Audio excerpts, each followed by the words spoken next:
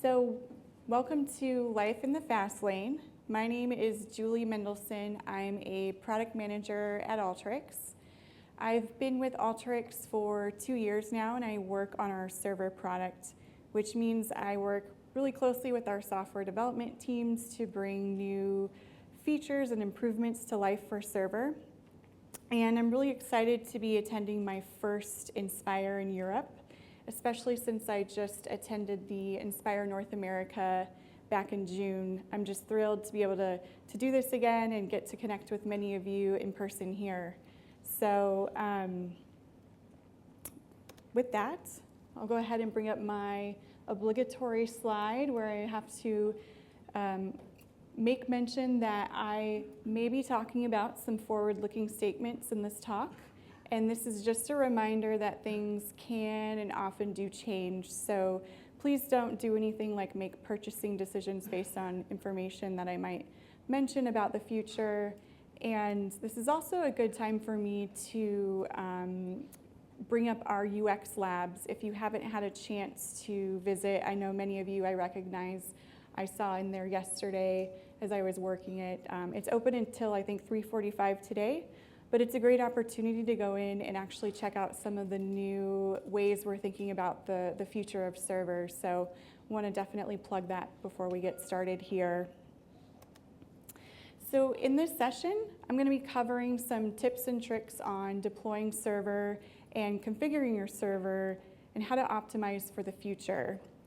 And we'll also take a look at our cloud deployment options. And towards the end, I'm going to show a quick example of deploying an instance of server from our AWS Marketplace offering. I'm going to leave time at the end for questions, so feel free to save any of your questions for that time. And I know we'll have some people floating around with microphones to capture those on our recordings as well. So many of you may be somewhat familiar with server and the capabilities we offer here, but this is just a reminder of the main features that we have that support things like sharing and collaboration. So being able to publish your workflows and apps up to our gallery web-based front end for server, so you can support users consuming insights that are generated without actually having to go into Designer to run those workflows. Collaboration can be leveraged through features like our version control, and you can automate your processes with our scheduling capabilities and run these jobs at scale on our server infrastructure. And we'll talk about how to understand scaling and some of the options that you have around there as we go forward as well. So before we jump into things like configuring server and how you can understand scaling server, it's important to look at a high level at the main architectural components that make up server. So the architecture of server is comprised of our gallery, controller, the database, and the worker. And as I mentioned, the gallery is that web-based front end where your users are going to consume those insights, collaborate, and share. And below the surface, we have what we call our service layer. And that's comprised of the controller, the database, and the worker.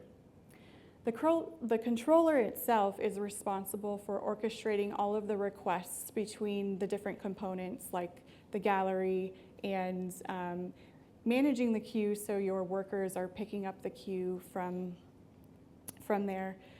The persistence option that we offer with our database is MongoDB, and we support version 3.4 currently. And we have a packaged up embedded version of MongoDB that we ship with server, but we also support enabling a connection to a user-managed instance of MongoDB. So you can leverage some of the features that aren't supported in the embedded version that we provide there. And that's really going to be responsible for storing information about things like your users, the queue information, results from requested jobs, things like that. The worker is what's responsible for actually processing your jobs.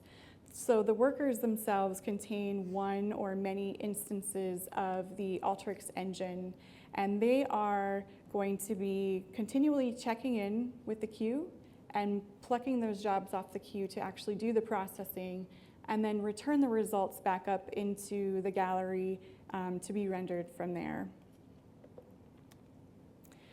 So when looking about server, or looking at configuring server, there are some key pieces of the configuration settings that we are commonly working with customers through our support team to make recommendations on, or to pay particular attention to when you're really wanting to optimize out of the gate how you can run server, and just pay attention to what we think are some key settings to set yourselves up for success there. And then we'll touch on a little bit about how you can understand some of your usage information for server to make any adjustments later on down the road. Alteryx System Settings is going to be your hub where you go to configure all the settings that are needed to be able to start the system up and begin to run the server. It's a standalone application that will be installed as part of the server package, and the server will have one of these for each node that you've configured in the cluster. And one thing to note here is that it's important to ensure that your server is configured to meet our tech spec requirements before you're actually deploying it out of the gate. And you can view these at alteryx.com/system settings. This is actually going to have all of this, the specifications for the various products, so Designer, Promote, Server, and Connect. And for server, we require a 64-bit Windows Server 2008 or later, and we recommend a minimum of 16 gigs of RAM, but ideally for a high-performance server, 32 gigs out of the gate would be best here. So, as I mentioned, when thinking about optimizing the settings, let's go ahead and dive into some of the areas where we want to call out either places to pay attention to, and there are actually some in here that we'll want to recommend leaving as they are until you have some reasons to want to look at configuring them, and so we'll talk about that in a little bit. So there are a few areas to pay attention to on the controller portion of the settings. So logging is something that we recommend having set at a level of high out of the gate, and this is really just to help with troubleshooting purposes and making sure that if in the event that you do encounter an issue, you're able to get the logs, work with our support team, and have the most available detail possible to help us try to diagnose what's going on there. If it's possible, we also recommend ensuring that disk space monitoring is in place and that you are taking advantage of the log rotation here. We do try to avoid having these in the C drive, so the workspace where these logs are stored should be pointed to a drive that you can have large amounts of files created, and it's not going to impact a more system critical drive like your C drive. There are also some database persistent options that you can configure. And so the controller maintains a queue of the Alteryx jobs as well as caches of uploaded files for use in executing those jobs. And workflow queues and results can quickly take up space if they're left unattended. So these settings here will allow you to configure a number of days that they will persist, and then we will clean those up for you. You may want to check to configure these to match with your IT policies that may be in place, but it's definitely a good idea to have some limits set here so you're not running into these files just accumulating indefinitely. On the worker, there are a few different areas that we call out here. So the biggest setting that we take a look at is the number of simultaneous workflows that can be run. So workers are what we recommend we set the simultaneous setting to be half the number of cores available. And that's really just to make sure you have resources on the machine available for other compute processes that need to occur, and so you don't encounter any issues because you have too many jobs running concurrently on all of the available cores. The max sort join memory usage. This is the maximum amount of memory that will be used for workflows that contain join or sort tools. So we recommend this to be configured with the total amount of RAM divided by, the total amount of RAM minus 4 gigs and divided by the number of simultaneous workflows. So in this example, if you have 16 gigs of RAM with 2 simultaneous workflows, that's roughly equivalent to 6 gigs of maximum memory usage in this case. So this is just a way to safeguard that you aren't consuming too much memory with workflows that are using these tools. The run as user. So by default on the server, all jobs will run as the local system account, and the credentials that are set here are used by the Alteryx engine when executing workflows. So if you have workflows that need to access files or data from locations that require specific credentials, you can configure this actually in a few different ways. This is one location at a global level, and we do recommend using something other than the system default here. So a system account should be used with, if possible, an account that doesn't have a password expiration, because using a user account that has your password set to expire something like every 90 days, it's then kind of a pain to come in here and to have to update that password every time.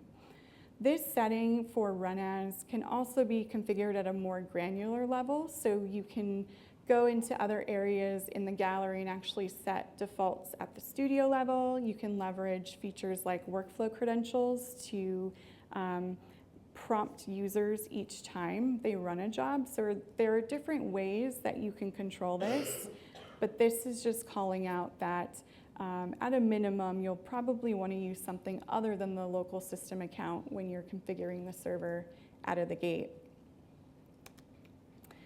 And the gallery settings here, the SMTP configuration, it's not required when you're spinning up your server.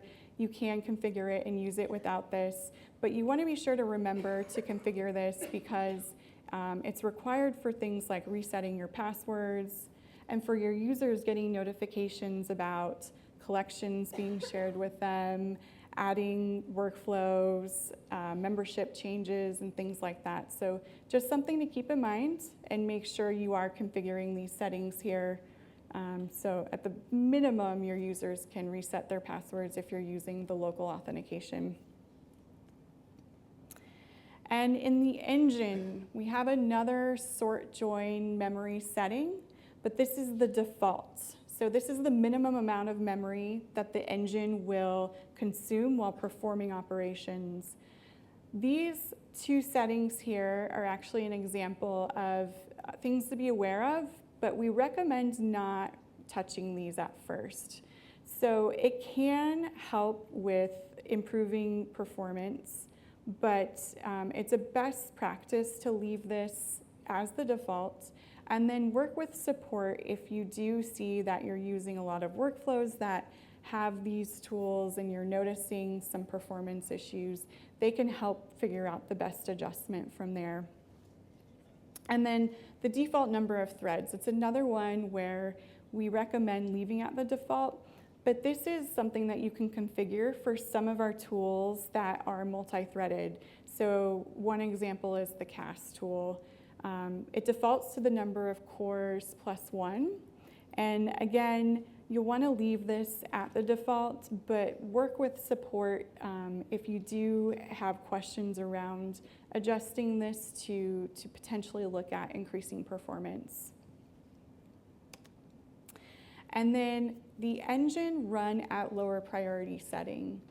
This is something that we require, or we highly recommend having this turned on, particularly on a single node instance of server, because when you have gallery and a worker node installed on the same machine, you just want to ensure that the performance of the gallery is going to be safeguarded from any intensive jobs that may be running that could impact the feel and the responsiveness of the gallery. So if you have a single instance or single node instance of server, you want to have this configured, or any nodes that have a gallery and a worker together, you'll just want to run the engine of that worker at a lower priority.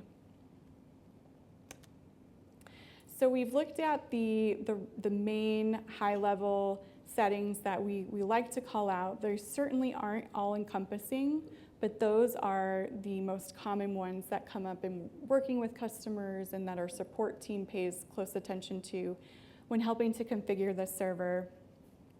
But beyond that, after you've kind of optimized your configurations out of the gate, you'll want to understand how your server is going to be used. And one of the powerful tools that we have at your fingertips is the server usage report.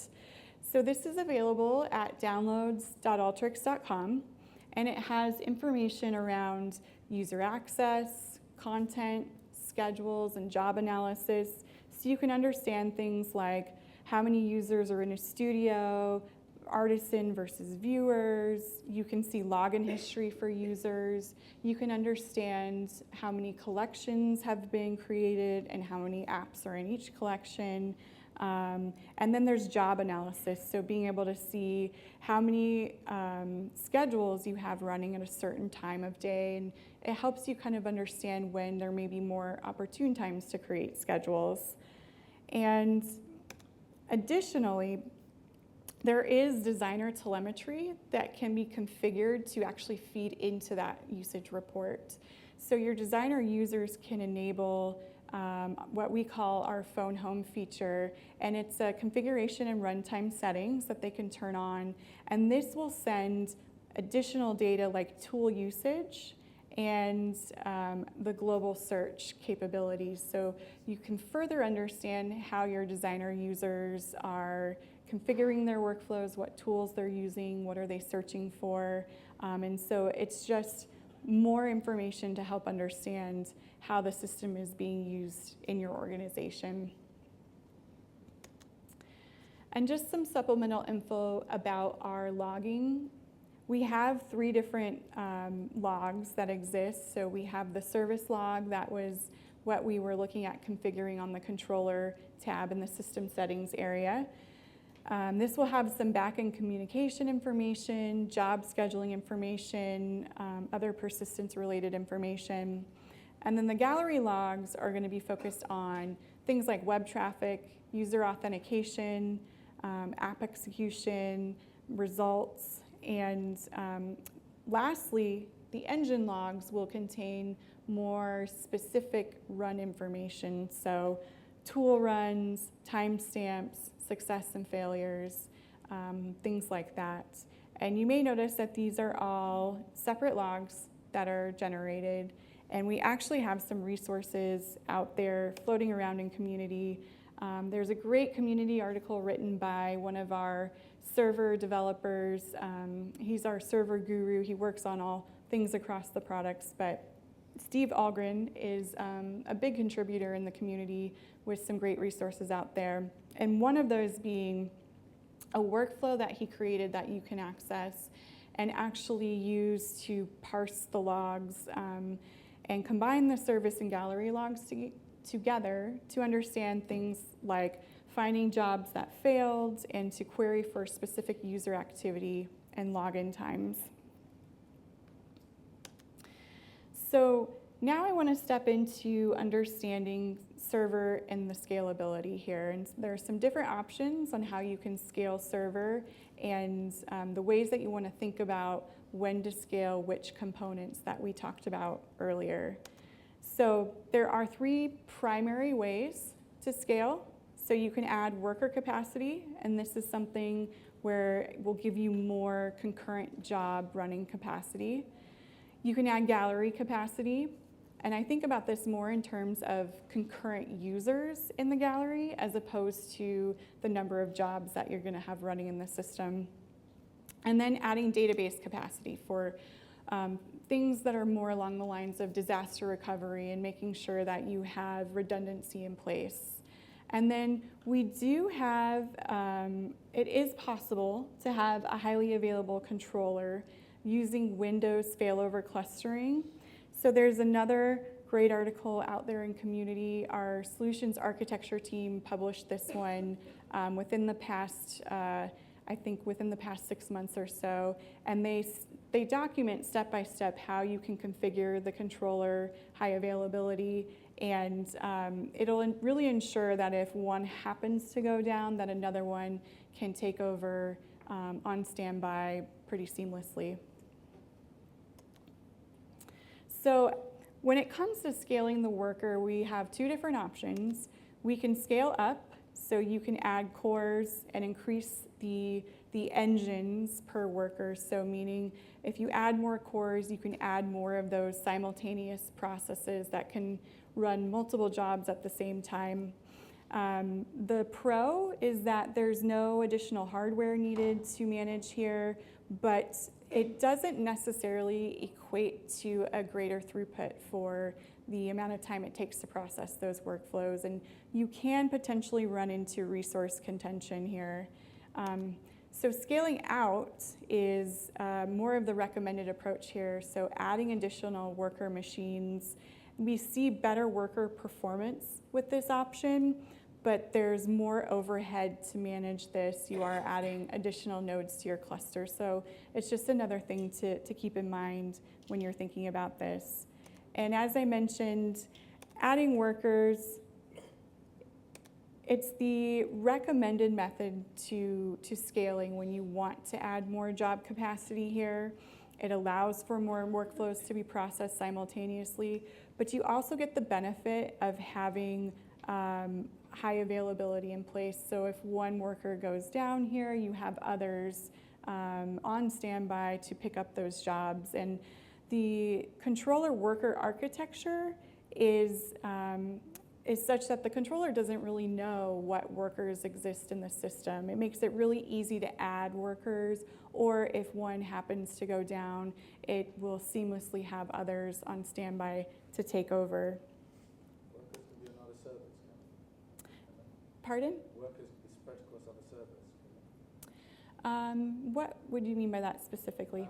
well, you've mounted all this on one machine, and then you have your workers separately, so Yes. they don't Correct. drag down the control. Yes, yes. So yeah, they can split. And we actually will have a view in here where I have kind of a recommended architecture, a scale out of the gate to set yourself up where it's split out, and we'll take a look at that. So scaling out the persistence layer, this is where you will be required to use a connection to a user-managed instance of MongoDB, but it allows you to take advantage of some of the MongoDB features like replication. So you can, again, ensure that you have that disaster recovery plan in place. You can also take advantage of some of their other features like database sharding. I know they also have enterprise offerings that they provide, so you can get additional support around working with this. But it's one option that we do recommend if having a highly available redundancy in place is of concern, and it's not necessarily going to have as much of a performance improvement here, but it's really just about having that redundancy. Scaling out the gallery, this is going to impact the feel of the server, but not the actual throughput. So scaling the gallery is not going to actually make your workflows process more quickly. So I think about this more in terms of how many concurrent users do I have in the gallery. So workflows with more complicated GUIs, complicated results, data uploads, they're going to require more work by the gallery.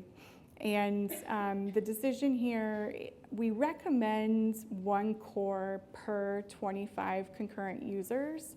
So really, a 4-core machine can support around 100 concurrent users. So when you're thinking about looking at that server usage report and understanding the logins, and there's a view at concurrent logins per day, you can really help assess if this is something that you need to scale based on load. We do recommend putting this behind a load balancer because the gallery is utilizing RESTful API, which is stateless and fault tolerant. So if one node does happen to go down, it should be seamless for your users, and they really shouldn't notice much of an impact there. So just a quick overview or a recap of a guide to scaling. So you're going to want to scale your worker nodes for additional processing power. So when you, whether it's schedules that are being created and you have a lot more jobs running at the same time, or you have a lot of users going in there and manually running workflows at the same time, paying attention to things like queue times and how long your jobs are sitting in the queue is one way you can assess if this is something that you're going to need to increase capacity for. Scaling the gallery node is useful for, like I said, a lot of concurrent gallery users, making sure that the responsiveness of the gallery is there. You're not seeing a degradation in performance when you have a lot of users logged in there. And then scaling the database for availability and redundancy. So I mentioned this. This is actually an architecture recommendation that our solutions architects make to particularly customers who know that they want or they will be rolling out a larger deployment of the server, and they want to just set themselves up to be able to scale easily. So by configuring your server to run on 3 separate machines out of the gate, you're setting yourself up for success to easily scale. So you can easily add another gallery node since it's already been split out, or you can easily add additional worker nodes here. And this is really just something that when we talk about optimizing early, we have this general recommendation, but again, it's all going to depend on how you're using it and thinking about this. But this is one recommendation that we have, particularly for larger deployments and where they want to be forward-looking and setting themselves up for a way to easily add scale here. And when it comes to scaling, I will point out that there's no one-size-fits-all approach. So it's really dependent on the types of jobs that you have running, again, how many users you have logging into the system. So this is something that I bring up here as a way to think about it, but it's definitely not going to be a one-size-fits-all approach. So we do have this diagram to kind of help understand when you can start thinking about scaling the different components and when you can probably just have a single node installment of server running. So now we'll go ahead and take a look at deploying server in the cloud. I want to show some options of ways that you can do it from the marketplace, but you can still use things like cloud formation templates or just whatever the deployment method you already established for things like AMIs, because in the end, you really just need a server box to put the Alteryx server on. But it's a great way to go. Using things like our marketplace offerings is really easy to get something up and running if you just want to test it out or use it for something like a dev environment. And we are certified to run on the big 3 cloud providers, Azure, Google Cloud, and AWS. For Azure and AWS, we have a pay-as-you-go or a bring your own license offering. And we are GCE certified to run on Google Cloud. And we have some recommendations on best practices for architecting for success in the cloud.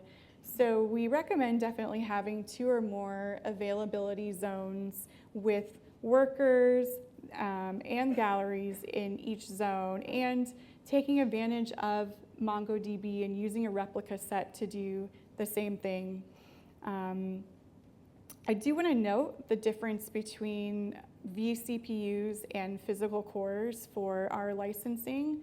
So we do license server based on physical cores, and we have detection in place to understand where you're installing server, how many cores you're installing, and just making sure that the license that you're using has enough cores on it for you.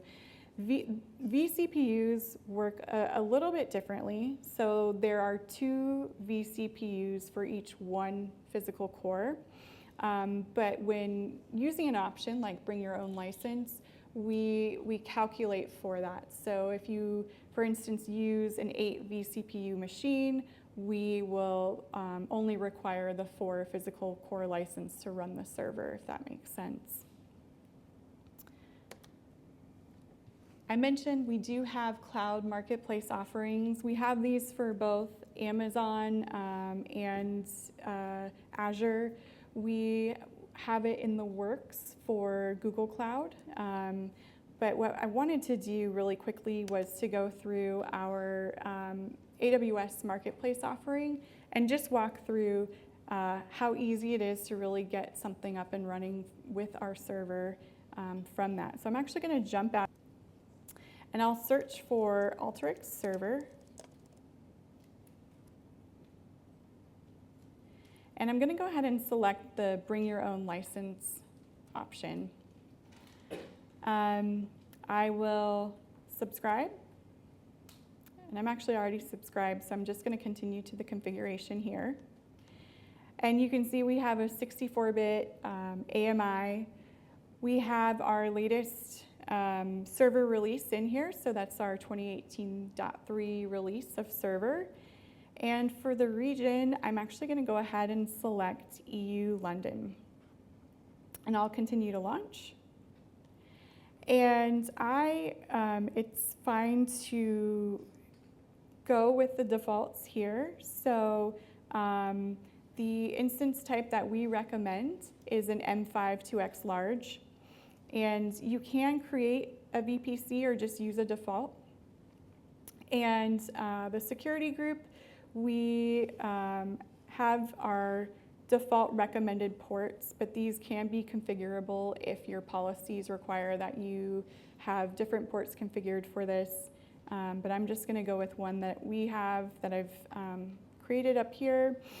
And then the key pair settings, this is really just giving you the ability to be able to do things like fetch the admin password for the instance and to be able to log in and configure it. So I'm going to go ahead and click launch from here. And we can see that it's successfully deployed. And I'll go ahead and view my launch. Oops, I'm sorry. I'll go ahead and view the EC2 console here. And I can see that it's initializing. This may take a few minutes, and I only have a few minutes left here. So I have it already pulled up and configured. And I wanted to show that this is the required information that we ask for to actually configure the system. So the email address will be the email that you want to use as your gallery admin or the curator. So I'll put in mine here. And then the license key is, since I selected the BYOL offering, I'll go ahead and enter a key that I already have on hand here and submit that. Submit. So there will be some processing and checks done here to make sure, here it is. So we will be going through checks to make sure it's an active license and that you have this user configured correctly. And again, this one takes a few minutes, maybe about 5 minutes at most.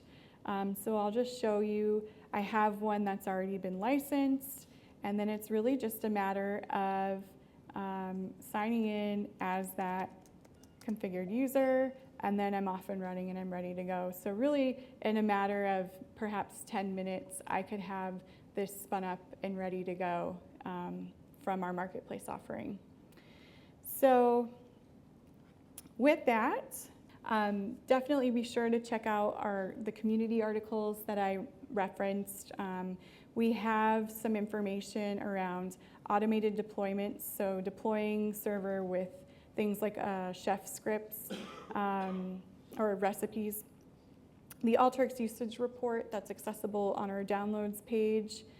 Information about configuring Phone Home for a Designer. And then really great, we have a best practices for deploying Alteryx Server on AWS. It's a white paper. It talks about things like being able to auto-deploy additional workers based in on-demand scenarios, so based on things like CloudWatch alerts or other configurable items like time events. So definitely worth checking out here. And with that, are there any questions that I can answer? Yes?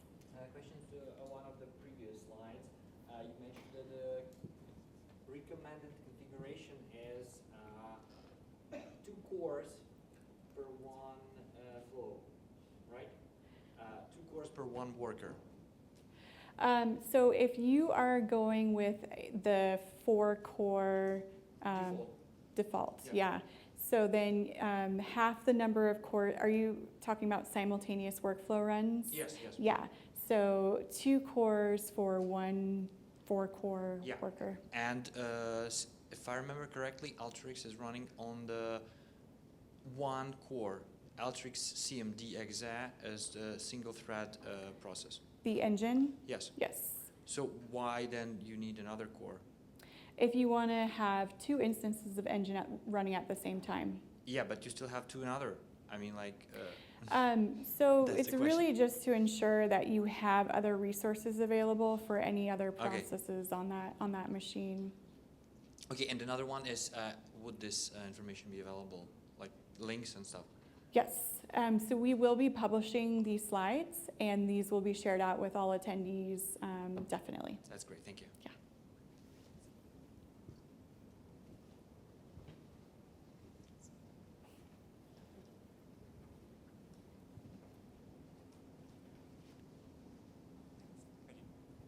Hi. With the new version of Server that's coming, is it just the front end that's changing, or is the back end changing as well? For the new version, like that you see in the UX labs right now, both. So we will be it's a replatforming of the server, if you will. So we will see a lot of changes, but both front end and back end. Okay, cool. Thank you.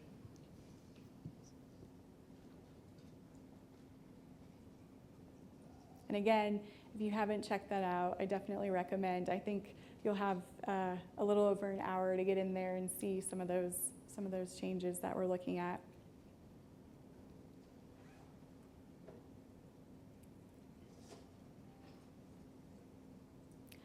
Okay. I think that's it. Well, thank you all so much for being here, and please don't hesitate. You can feel free to contact me directly. Love getting feedback or just answering any general questions you might have. But it was great being here, so thank you.